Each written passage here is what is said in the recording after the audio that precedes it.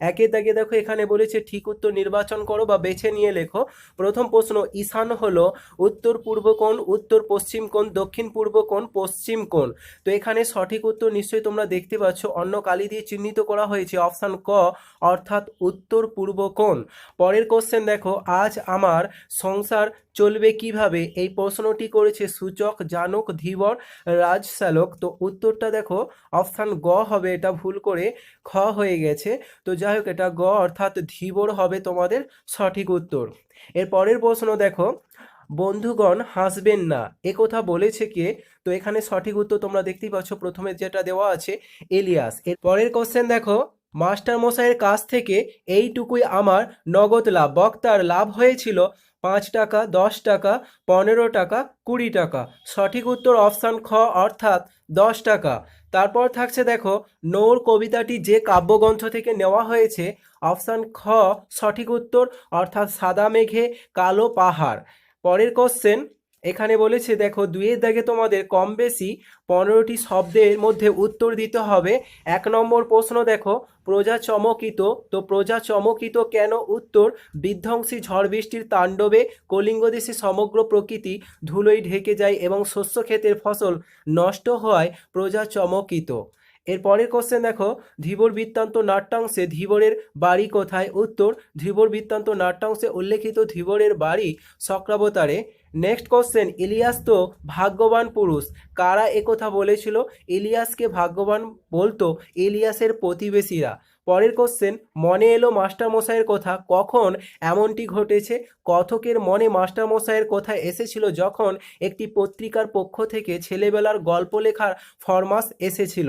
Next question, বিরামহীন এই দাঁড় টানা, কবি দাঁড় টানাকে বিরামহীন বলেছেন কেন। তো উত্তরটা দেখো, কবির দাঁড় টানাকে বিরামহীন বলা হয়েছে কারণ কবি এগিয়ে যাওয়ার ইচ্ছেটা কখনোই ফুরিয়ে যায় না। নেক্সট কোশ্চেন, হিন্দি উপস্থিত সেই চেষ্টাটা করেছেন কোন চেষ্টার কথা প্রাবন্ধিক বলেছে, উত্তর সাহিত্যিক সৈয়দ মুস্তফা আলী রচিত নবনব সৃষ্টি শীর্ষক প্রবন্ধ থেকে উদ্ধৃতাংশটি গৃহীত হয়েছে। ভাষা নিজস্বতা হলো আত্মনির্ভরশীল থাকা, কিন্তু লেখক দেখেছেন যে ভাষার মধ্যে বিভিন্ন ভাষার প্রবেশ অব্যাহত, সেই প্রবেশ বন্ধ করার বিষয়ে হিন্দি সাহিত্যিকদের চেষ্টার কথা প্রাবন্ধিক বলেছেন। নেক্সট কোশ্চেন, এরই মাঝে বাংলার প্রাণ, কবি কোথাকার বা কোথায় বাংলার প্রাণের সন্ধান পেয়েছেন, উত্তর আকাশের সাতটি তারা কবিতায় কবি জীবনানন্দ দাশ নরম ধানের গন্ধ, কলমি শাকের শাকের এখানে ঘ্রাণ হবে, এটা ঘ্রাণ, হাঁসের পালক, শহরের বন, চাঁদ, চাঁদা সরপুঁটি মাছ, এদের মৃদু আঁশটে ঘ্রাণ, কিশোরের পায়ে গলার মুথা, পায়ের দোলায়, এটা হবে দোলায় দোলায় মুথা ঘাস, লাল বট ফলের ব্যথিত গন্ধে ক্লান্ত নীরবতা, এই সমস্ত কিছুর মাঝেই বাংলার প্রাণকে বা প্রাণের সন্ধান পেয়েছেন। নেক্সট কোশ্চেন এখানে বলেছে, এখন আমার দৃঢ় বিশ্বাস হয়েছে, পত্র লেখকের দৃঢ় বিশ্বাসটি কি, উত্তর স্বামী বিবেকানন্দের গৃহ বিশ্বাস হয়েছে, দৃঢ় বিশ্বাস এটা হবে, দৃঢ় বিশ্বাস হয়েছে যে ভারতের কাজে মিস নোবেলের এক বিরাট ভবিষ্যৎ রয়েছে। নেক্সট কোশ্চেন, যা গিয়ে ওই ওঠানে তোর দাঁড়া, সেখানে গিয়ে দাঁড়ালে কোন দৃশ্য দেখা যাবে। আবহমান কবিতায় কবি নীরেন্দ্রনাথ চক্রবর্তী জানিয়েছেন, উঠানের লাউ মাচাটার পাশে দাঁড়ালে দেখা যাবে ছোট্ট একটা ফুল সন্ধ্যার বাতাসে ক্রমাগত দুলছে। নেক্সট তোমাদের 10 নম্বর প্রশ্ন কি বলেছে, তোমার বাড়ি কোথায়, রাধারানী এই প্রশ্নের উত্তরে কি বলেছিল, রাধারানীর বাড়ি, আমার বাড়ি হচ্ছে শ্রীরামপুর। এরপরে দেখো তোমাদের 3 দাগে বলেছে প্রসঙ্গ নির্দেশ সহ কম বেশি 60টি শব্দে উত্তর দিতে হবে। তো প্রথম প্রশ্ন, আমার বাণিজ্য তরী বাধা পড়ে আছে, কোন বাণিজ্য তরী সেটি বাধা পড়ে আছে, কেন। তো উত্তরটা দেখো, বাণিজ্য ও ব্যবসার সঙ্গে লাভ লোকসানের বিষয়টি জড়িয়ে রয়েছে, জীবিকার জালে আটকে পড়েছে আমাদের জীবন, প্রাচীন ও মধ্যযুগের সওদাগর বাণিজ্যতে নিয়ে পাড়ি দিতে দূর দেশে পণ্যের আমদানি রপ্তানির সঙ্গে সংস্কৃতির আদান প্রদান চলতো, খুবই সাধারণ সওদাগর নন, তাই তার চরিত্রের রয়েছে সাহিত্য সম্ভার, সেই স্বপ্ন কল্পনা সাহিত্যে ভরা তরী নিয়ে কবি পাড়ি দিতে চান সাত সমুদ্র পারে, দূর দূরান্তে ছড়িয়ে দিতে চান তার সৃষ্টিকে, তাই এখানে বাণিজ্য তরী প্রসঙ্গ এসেছে। নেক্সট কোশ্চেন দেখো, সংস্কৃত ভাষা আত্মনির্ভরশীল প্রাবন্ধিক কেন এমন মন্তব্য করেছে? উদ্ধৃতাংশটি সৈয়দ মুজতবা আলী রচিত নব নব সৃষ্টি নামক প্রবন্ধ থেকে গৃহীত হয়েছে। সংস্কৃত ভাষায় আত্মনির্ভরতার কারণ ভাষাবিদ প্রবন্ধের দীর্ঘ বিভিন্ন ভাষা নিয়ে চর্চার মধ্য দিয়ে লক্ষ্য করেছেন বা করেছিলেন। নতুন কোনো চিন্তা, অনুভূতি বা বাস্তবকে বোঝানোর জন্য নতুন শব্দের প্রয়োজন হলে সংস্কৃত ভাষা অহেতুক অন্য ভাষা থেকে শব্দ ধার করে না। সংস্কৃত ভাষায় একমাত্র নিজস্ব ধাতু শব্দ একটু অদল বদল করে সংস্কৃত ভাষায় নতুন করে তৈরি করতে পারে। এই বিশেষ ক্ষমতার জন্য প্রাবন্ধিকের মতে সংস্কৃত স্বয়ং সম্পূর্ণ আত্মনির্ভরশীল ভাষা বলে মনে হয়েছে। এরপরে দেখো যে আমি এই ঘাসে বসে থাকি। কোন সময়ে কবি ঘাসে বসে থাকেন? তখন প্রকৃতি কেমন রূপ তার চোখে ধরা পড়ে। সন্ধ্যার সময় কবি ঘাসে বসে থাকেন। কবির চোখে তার অতি প্রিয় রূপসী বাংলার সন্ধ্যার সময় যে রূপে ধরা দিয়েছে তাকেই তিনি শব্দে জাদুতে প্রকাশ করেছেন। সবে সবে যখন সূর্য অস্ত গিয়ে আকাশে দেখা দিয়েছে সপ্তর্ষি মণ্ডল, তখন অস্তাগারের শেষ আভায় টুকটুকে লাল মেঘে বিলীন হয় সাগর জলে। দিন আর রাত্রির সেই সন্ধিক্ষণে কবির মনে হয় যেন এক এলোকেশী কন্যা দেখা দিয়েছে বাংলার সজ্জা নীল আকাশে। মাটির বুকে ধীরে ধীরে নেমে আসা অন্ধকার যেন সেই মেয়েটি ছড়িয়ে পড়া কালো চুলের রাশি। কবি তাঁর চোখ, মুখ, নাক অর্থাৎ ইন্দ্রিয় দিয়ে অনুভব করেন সেই ঘনিয়ে আসা আধারকে। শুধু চোখ বা ত্বক দিয়ে নয়, কবি গন্ধ দিয়ে অনুভব করেন সন্ধ্যাকে। নেক্সট কোশ্চেন, নোটে গাছটা বুড়িয়ে ওঠে কিন্তু মুড়ায় না। উদ্ধৃতাংশে নোটে গাছের প্রসঙ্গ উত্থাপনের আবহমান কবিতা রূপকথার যে আবেশ কিভাবে রচিত হয়েছে তা তোমরা আলোচনা করো। তো দেখো উত্তরটা নীরেন্দ্রনাথ চক্রবর্তী তার আবহমান কবিতা দেখিয়েছেন যে একদা মানুষ নিবিড় অনুরাগে ঘর বেঁধেছিল প্রকৃতির গ্রাম বাংলায়। পরবর্তীকালে গ্রাম সভ্যতার সমৃদ্ধি নষ্ট হয়ে যায় নাগরিক সভ্যতা আগ্রাসনে, কিন্তু প্রকৃতি সেখানে নিজের হাতে একইভাবে সাজিয়ে রাখে। জীবন বয়ে চলে স্বচ্ছন্দ ও সহজ ছন্দে, আর শহরের ক্লান্ত মানুষেরা শান্তির খোঁজে বারবার ফিরে আসে তার কাছে। নোটে গাছটা বুড়িয়ে ওঠে কিন্তু মুড়ায় না, অর্থাৎ তার গ্রহণযোগ্যতা শেষ হয় না। পরের দাগে দেখো এখানে বলেছে যে আর আহারের সংস্থান রহিল না। রাধারানী ও তার মায়ের দুর্গতির চিত্র রাধারানী পাঠ্যাংশে কিভাবে চিত্রিত হয়েছে তা উদ্ধৃতাংশে আলোকে আলোচনা করো। রাধারানী পাঠ্যাংশে দেখা যায় একজন জ্ঞাতির সঙ্গে সম্পত্তির নিয়ে মামলা। রাধারানীর বিধবা মা হাইকোর্টে হেরে যায়। জ্ঞাতির ডিগ্রি জারি করে তাদের পিতৃপুরুষের ভিটে থেকে উচ্ছেদ করে 10 লক্ষ টাকা সম্পত্তি দখল করে নেয়। খরচ ও পাওনা শোধ করতে বাকি সব অর্থ চলে যায়। গয়না ইত্যাদি বিক্রি করে রাধারানীর মা প্রিভি কাউন্সিলে আপিল করলেও খাবার জোগাড়ের অবস্থা তাদের আর থাকে না। পরের কোশ্চেন, এখানে তোমাদের 4 দাগে বলেছে নিচের প্রশ্নগুলির উত্তর দাও নিজের ভাষায়। প্রথম প্রশ্ন দেখো, নিরবধি 7 দিন বৃষ্টি নিরন্তর এই প্রাকৃতিক বিপর্যয় কলিঙ্গবাসী জীবনকে কিভাবে বিপন্ন করে তুলেছিল তা আলোচনা করো। চণ্ডীমঙ্গলের সর্বশ্রেষ্ঠ কবি মুকুন্দরাম চক্রবর্তী রচিত অভয়ামঙ্গল থেকে নেওয়া কলিঙ্গ দেশে ঝড় বৃষ্টি কাব্যাংশটি কলিঙ্গ দেশে প্রবল বৃষ্টি হয়েছে বলে উল্লেখ করা হয়েছে। কলিঙ্গ দেশে অবিরাম 7 দিনে বৃষ্টিপাতের সঙ্গে চলে ঝড়ের তাণ্ডব। সমগ্র দেশ জলে প্লাবিত হয়, শস্য ক্ষেতের বিপুল ক্ষতি হয়। বৃষ্টিতে প্রজাদের বাড়িঘর জলমগ্ন হয়ে পড়ে। প্রবল বর্ষণের সঙ্গে অসংখ্য শিল পড়তে থাকে। ভাদ্র মাসে তালের মতো বড় ছেলের আঘাতে যেটা ঘরের চাল ভেঙে যায় এবং দেবী চণ্ডীর আদেশে পবনপুত্র বীর হনুমান ঝড় উঠবে এবং কলিঙ্গ দেশে দূরে ধ্বংসলীলা চালান। তার দাপটে মঠ অট্টালিকা সব ভেঙে খান খান হয়ে যায়। দেবীর আদেশেই নদ নদী কলিঙ্গ দেশের দিকে ধেয়ে আসে। বিরাট বিরাট ঢেউয়ের আঘাতে বাড়িঘর মাটিতে পড়ে যায়। জলস্থলে একাকার হয়ে গিয়ে জনজীবন বিপর্যস্ত হয়ে পড়ে। সাপ আশ্রয় হারিয়ে ফেলে, ভেসে বেড়ায়। কলিঙ্গ দেশের স্থলভূমি জলে পূর্ণ। প্রজারা শঙ্কিত হয়ে পরিত্রাণ পাওয়ার জন্য ঋষি জৈমিনীর স্মরণ করতে থাকে।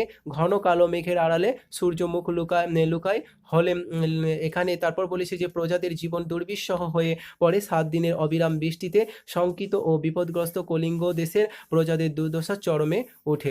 পরের প্রশ্ন দেখো, চিঠি অনুসারে স্বামী বিবেকানন্দের বিদেশি ও ভক্ত অনুগামীদের পরিচয় দাও। উত্তর, স্বামীজি চিঠিতে যে সমস্ত বিদেশিনীদের নাম উল্লেখ করেছেন তার মধ্যে প্রথমেই তিনি তার শিষ্য মিস নোবেল এর কথা লিখেছেন। তাকে এই চিঠিটি লিখেছেন যে মিস মার্গারেট নোবেল স্বামীজির কাছে দীক্ষা গ্রহণ করেন এবং তার আদর্শে ভারতের নারী সমাজের কল্যাণে জীবন উৎসর্গ করেন। কলকাতায় বাগবাজারে একটি বালিকা বিদ্যালয় স্থাপন করেন, যেটির নাম নিবেদিতা বালিকা বিদ্যালয়।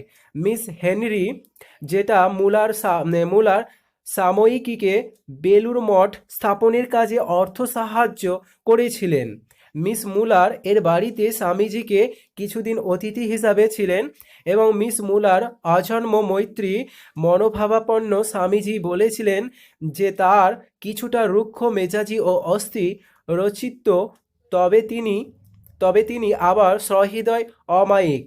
মিসেস সেভিয়ার সম্পর্কে স্বামীজি খুব প্রশংসা করেছেন। তিনি বলেছেন মিসেস সেভিয়ার খুবই স্নেহময়ী। তার স্বামী ক্যাপ্টেন JH সেভিয়া দম্পতি একমাত্র ইংরেজ যারা এই দেশীয়দের ঘৃণা করেন, তবে এদের কোনো নির্দিষ্ট কার্যপ্রণালী নেই।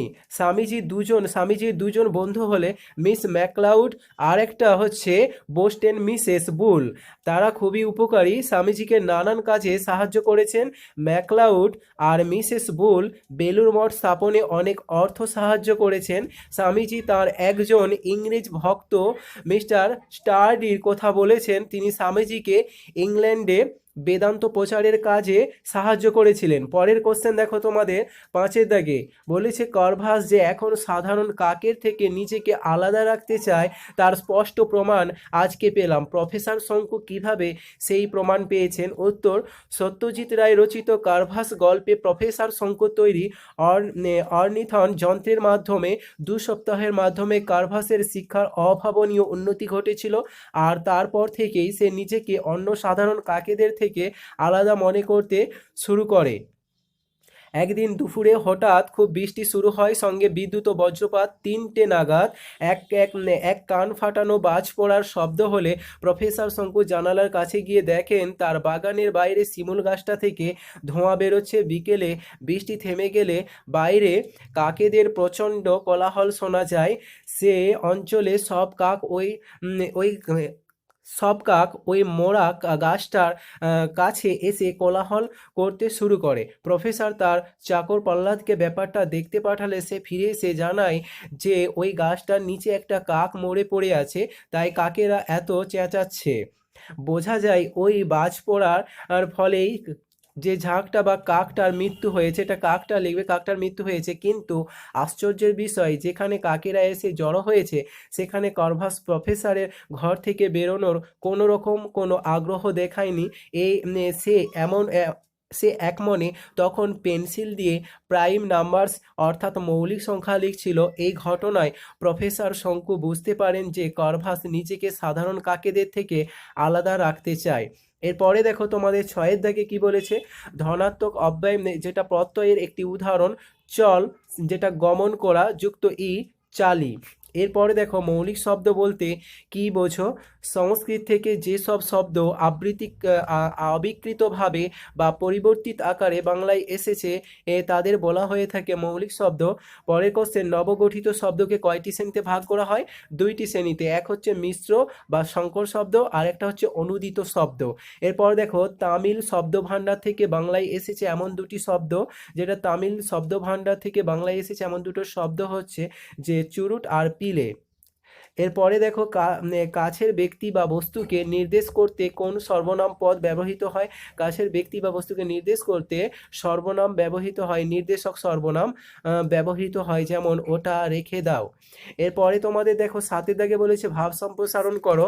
ধর্মের নামে মোহ এসে যারে ধরে, অন্ধ সেজন মারে আর শুধু মরে। এর উত্তরটা দেখো, মানুষের জীবনে কর্মের পাশাপাশি ধর্ম হলো একটি বড় অগুরুত্বপূর্ণ অংশ, কিন্তু যখন ধর্ম মানুষের মধ্যে মোহ সৃষ্টি করে তখন সে অন্ধের মতো ধর্মের কুসংস্কার মেনে চলে, যার জন্য নিজের জীবনে পাশাপাশি অন্যের জীবনে তার প্রভাব বিস্তার করার চেষ্টা করে। মানুষের মধ্যে আমাদের সমাজে ধর্ম একটি অত্যন্ত গুরুত্বপূর্ণ বিষয়, কারণ মানুষ সবসময় ধর্ম নিয়ে বেশি সচেতন, সেই যেই ধর্ম হোক না কেন। কখনো কখনো এই ধর্ম মানুষের মধ্যে এমনভাবে প্রভাব বিস্তার করে যে সব সময় সব কিছুর মধ্যে ধর্ম খুঁজে। প্রাচীনকাল থেকেই মানুষ প্রাচীনকাল থেকেই মানুষের মধ্যে ধর্ম নিয়ে নানান সংস্কার বিস্তার হয়ে আছে। মানুষ ধর্মের মধ্যে এমনভাবে জর্জরিত হয়ে যায় যে সে অন্য কিছু বোঝার চেষ্টা করে না, কেবলমাত্র ধর্ম ছাড়া, যার ফলে তার সেই ধর্মের অন্ধকারাচ্ছন্ন ধর্মের অন্ধকার নিজের জীবনের পাশাপাশি অন্যের জীবনকে দুর্বিষহ করে তোলে। ধর্ম সম্পর্কে মানুষকে অন্ধবিশ্বাসী না হয়ে সচেতন হতে হবে। জাতি ধর্মের মহতার জীবনসহ অন্য কারো জীবন অন্ধকারাচ্ছন্ন না করে দেয়। তাই ধর্মকে ধর্ম হিসাবে নেওয়া উচিত, তাকে অন্ধকারে নিয়ে যাওয়া কখনোই উচিত নয়। আমাদের ব্যবহারিক জীবনকে সুস্থ ও স্বাভাবিক করার জন্য ধর্মকে উপস্থাপন করা হয়েছে, এটা কখনোই ভুলে গেলে চলবে না। তো এই ছিল তোমাদের মডেল অ্যাক্টিভিটি টাস্ক পার্ট 8, যেটা সম্পূর্ণ সমাধান দেওয়া হলো। এখানে তোমাদের একে দাগে বলেছে ক স্তম্ভের সাথে খ স্তম্ভ আমাদের মেলাতে হবে। ক স্তম্ভে কি আছে? ইয়ং ইতালি, সেপ্টিপ্ল্যাম আর ইউটোপীয় সমাজতন্ত্র, রক্ত ও লোহনীতি। আমরা দেখে নেব খ স্তম্ভের সাথে কোনগুলো মিল হয়। তো প্রথমেই যেটা আছে ইয়ং ইতালি, এর সাথে আমাদের মিল হবে খ স্তম্ভের অপশান খ, অর্থাৎ জোসে ম্যাৎসিনি। এরপর থাকছে সেপ্টিপ্ল্যাম, তো এর সাথে মিল হবে যেটা খ স্তম্ভের অপশান ঘ, অর্থাৎ হামফ্রে ডেভি। এরপর থাকছে দেখো ইউটোপীয় সমাজতন্ত্র, তো এর সাথে আমাদের খ স্তম্ভের অপশান ক, অর্থাৎ সা সিমো। এরপরে যেটা পড়ে থাকছে রক্ত ও লোহনীতি, এর সাথে আমাদের হবে বিসমার্ক। ঠিক আছে, এরপরে দেখো তোমাদের দুই দিকে বলেছে সত্য বা মিথ্যা নির্ণয় করতে হবে। প্রথম প্রশ্ন, ফ্রান্সের দ্বিতীয় প্রজাতন্ত্র প্রতিষ্ঠিত হয় 1848 খ্রিস্টাব্দে, এটা হচ্ছে সত্য। পরের কোশ্চেন, শিল্প বিপ্লবের সময় ইংল্যান্ড বিশ্বের কারখানা হিসাবে পরিচিত, এটাও কিন্তু সত্য। পরের কোশ্চেন দেখো, হিটলারের ভাষায় ইতালি ছিল একটি ভৌগোলিক সংজ্ঞা, এটা হবে মিথ্যা। এর পরের কোশ্চেন কি বলেছে যে অ্যাড্রিয়ানোপোলের সন্ধি স্বাক্ষরিত হয়েছিল রাশিয়া ও তুরস্কের মধ্যে, এটা হবে সত্য। এরপর তিনই দাগে তোমাদের বলেছে সঠিক উত্তর নির্বাচন করতে হবে। তো প্রথম প্রশ্নটা দেখো, ফরাসি বিপ্লবের সময় ফ্রান্সের রাজা ছিলেন ড্যাশ, আর ব্র্যাকেটে তোমরা দেখতে পাচ্ছ চতুর্দশ লুই, পঞ্চদশ লুই, ষোড়শ লুই, নেপোলিয়ন ছিল। তো এদের মধ্যে আমাদের সঠিক যেটা হবে সেটা হচ্ছে ষোড়শ লুই, তাহলে এই শূন্যস্থানে তোমরা ষোড়শ লুই বসিয়ে দেবে। পরের কোশ্চেন, কাঁদিত নামক গ্রন্থটি রচনা করেছিলেন, তো উত্তর হবে এখানে ভলতেয়ার। তোমরা দেখতে পাচ্ছ ব্র্যাকেটে যেগুলি আছে তাদের মধ্যে হবে সঠিক যেটা সেটা ভলতেয়ার। পরের কোশ্চেন, ফ্রান্সকে ভারত অর্থনীতি জাদুঘর বলে মন্তব্য করেছিলেন অ্যাডাম স্মিথ, তোমরা এখানে দেখতে পাচ্ছ ব্র্যাকেটে আছে। এর পরের কোশ্চেন, 1861 খ্রিস্টাব্দে মুক্তির ঘোষণাপত্র দ্বারা ভূমি দাস যে প্রথা উচ্ছেদ হয়েছিল, সেটা হচ্ছে রাশিয়াতে। ঠিক আছে, এরপর চারের দাগে বলেছে দুটি বা তিনটি বাক্যে উত্তর দিতে হবে। তো প্রথম প্রশ্ন দেখো, তো এটা বলেছে কিরা ইন্টেন্ডেন্ট নামে পরিচিত, সরি এটা হবে কারা ইন্টেন্ডেন্ট নামে পরিচিত। তো এখানে তোমাদের যেটা হচ্ছে বানানটা কোনো কারণে এরকম টাইপ হয়ে গেছে, ঠিক আছে, তোমরা একটু ঠিক করে নিও। তো এখানে উত্তরটা দেখো, ফ্রান্সের প্রাদেশিক শাসনকর্তারা ইন্টেন্ডেন্ট নামে পরিচিত ছিলেন। প্রাক বিপ্লব ফ্রান্সে এরা ব্যাপক ক্ষমতার অধিকারী ছিলেন, আর ইন্টেন্ডেন্টদের অত্যাচার ও শোষণে এমন পর্যায়ে পৌঁছেছিল যে ফ্রান্সের জনগণ এদের বলতো অর্থলোলুপ নেকড়ে। নেক্সট কোশ্চেন দেখো, যে লিজিয়ন অফ অনার কি? নেপোলিয়নের সামাজিক সংস্কারের একটি উল্লেখযোগ্য দিক হলো লিজিয়ন অফ অনার প্রবর্তন। বংশগত মর্যাদার পরিবর্তে প্রকৃত সুনীদের মর্যাদা দেওয়ার জন্য 1802 খ্রিস্টাব্দে তিনি যে রাষ্ট্রীয় সম্মান প্রদানের উদ্যোগ নেন, তা লিজিয়ন অফ অনার নামে বর্তমানকালেও এই সম্মান প্রদান করা হয়ে থাকে। এবং নেক্সট কোশ্চেন বলা হচ্ছে অর্ডার্স ইন কাউন্সিল কি? 1806 সালে নেপোলিয়ন বার্লিন ডিগ্রি, যেটা বার্লিন ডিগ্রি হবে, বার্লিন ডিগ্রি ঘোষণা করেন, এবং তার জবাবে ইংল্যান্ড 1807 সালে 11 নভেম্বর একটি ঘোষণা জানান, যদি ইউরোপের কোনো দেশ পণ্যবাহী জাহাজ ফ্রান্স বা মিত্র দেশগুলোর বন্দরে প্রবেশ করতে চায়, তাহলে তাদের ইংল্যান্ডকে শুল্ক দিতে হবে, এবং এই ঘোষণা অস্বীকার করলে সেই সব দেশের পণ্য বহনকারী জাহাজকে বাজেয়াপ্ত করা হবে। এই ঘোষণা অর্ডার ইন কাউন্সিল নামে পরিচিত। নেক্সট কোশ্চেন দেখো, রিসার্জিমেন্টো কি? রিসার্জিমেন্টো কথার অর্থ হচ্ছে পুনর্জাগরণ। ইতালিবাসীদের মনে বিভিন্ন কারণে অখণ্ড জাতীয়তাবাদের ধারণা জন্ম হয়েছিল, তাকে রিসার্জিমেন্টো বলা হয়। কান্ট এবং ক্যাপ্পনি প্রমুখ ঐতিহাসিক তাদের রচনাবলী দ্বারা ইতালির জাতীয় চেতনার প্রসার করেছিলেন। এর ফলে ইতালিবাসী তাদের অতীত গৌরব সম্পর্কে সচেতন হয়ে ওঠে। পরের কোশ্চেন, ঘেটো কাকে বলে? শিল্প বিপ্লবের পর ইংল্যান্ডের নতুন শিল্প শহরগুলিতে গ্রাম থেকে আসা শ্রমিকেরা শহরের এক প্রান্তে অস্বাস্থ্যকর এবং ঘিঞ্জি পরিবেশে থাকতে বাধ্য হতো। এইসব শ্রমিক ও দরিদ্র মানুষের অধ্যুষিত অঞ্চলকে ঘেঁটো বলে উল্লেখ করা হতো। এরপর তোমাদের 5 দাগে বলেছে 7টি বা 8টি বাক্যে উত্তর দিতে হবে। তো প্রথম প্রশ্ন, কাকে মুক্তিদাতা জার এবং কেন বলা হয়ে থাকে? উত্তর, রাশিয়ার জার দ্বিতীয় আলেকজান্ডারকে মুক্তিদাতা জার বলা হয়। উত্তর, এবার সেকেন্ড পার্ট যেটা বলেছে, তিনি 1861 খ্রিস্টাব্দে 19শে ফেব্রুয়ারি মুক্তি ঘোষণাপত্র স্বাক্ষর করেন। এর ফলে সমগ্র রাশিয়া থেকে ভূমিদাস প্রথার উচ্ছেদ হয়। যুগ যুগ ধরে নিপীড়িত ভূমিদাসের দাসত্ব বন্ধন থেকে মুক্তি দেওয়ার জন্য তিনি ইতিহাসে মুক্তিদাতা জার নামে পরিচিত হয়েছিলেন বা হন। এর আগে রাশিয়ার ভূমিদাসদের সংখ্যা ছিল 5 কোটি।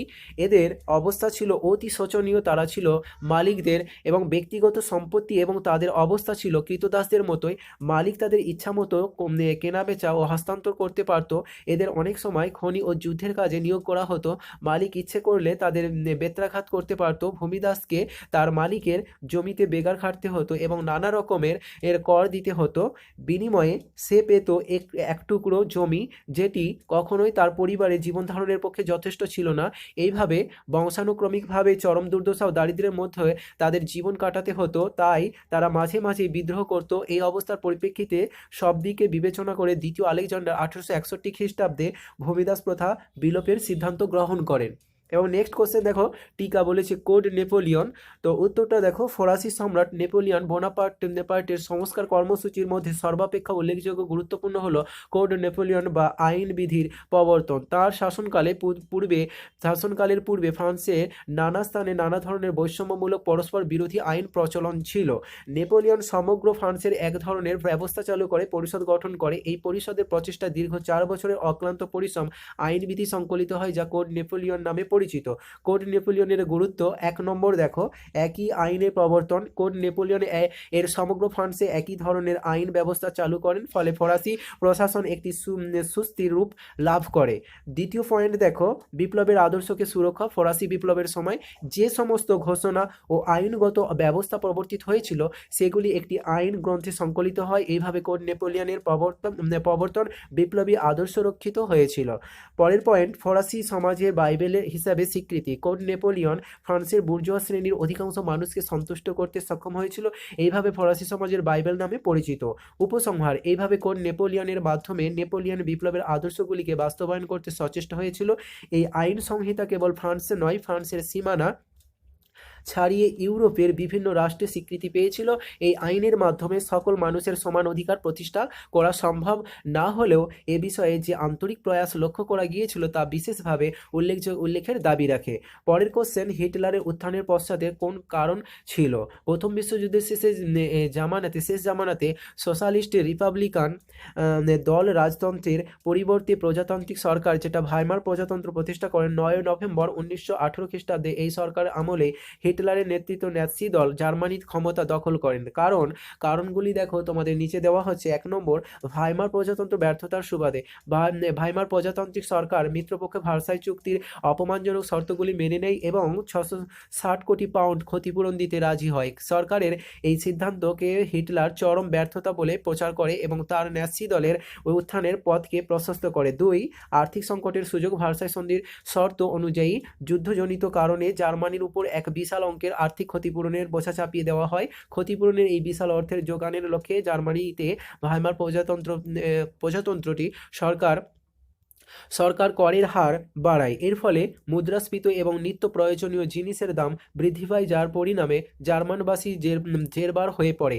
এই আর্থিক সংকট মোচনের আশ্বাস দিয়ে হিটলার ন্যাৎসি দলের জার্মানিতে ক্ষমতায় দখল করেন।